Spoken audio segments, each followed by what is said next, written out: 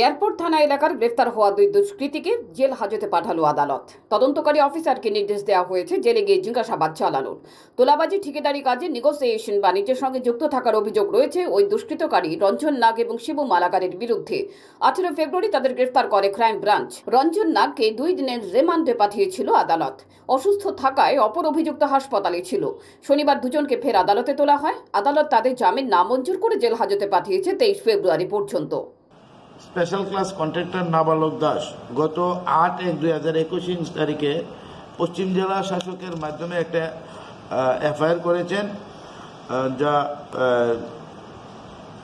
Airport PS case number 5/2021 under section 387, 506 এবং 34 IPC.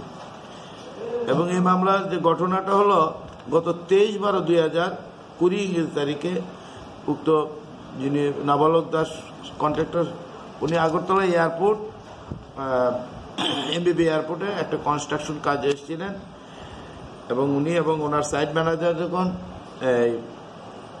কাজের সাইটে আসেন তখন রাজু বর্মন, যে এলিস যারা আছেন, রঞ্জন নাগ, চন্দন দাস, শিবু মালাকার, রাকেশ এবং তার 2 ভাই এবং আরো 10-12 জন মিলে এখানে গিয়ে কন্ট্রাক্টর এবং তার সাইট ম্যানেজারকে এক্সট্রাকশন মানি দাবি করেছেন এবং 15 লক্ষ টাকা দাবি করেছেন।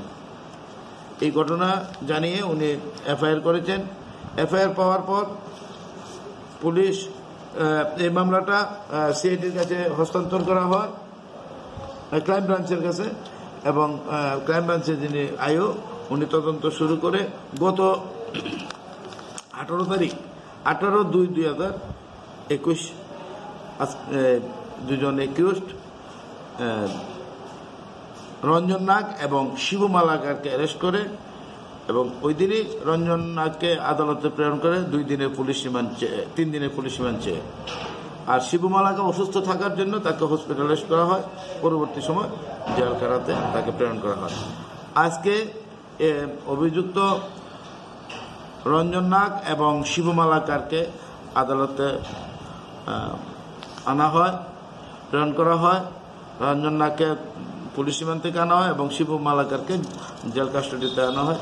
আইও আজকে একটা পিটিশন দিয়েছেন, আদালতের কাছে প্রার্থনা করেছেন যে রঞ্জন নাগ যিনি পুলিশ রিমান্ড থেকে আসলেন ওনার বেইলের অবজেকশন দিয়েছেন।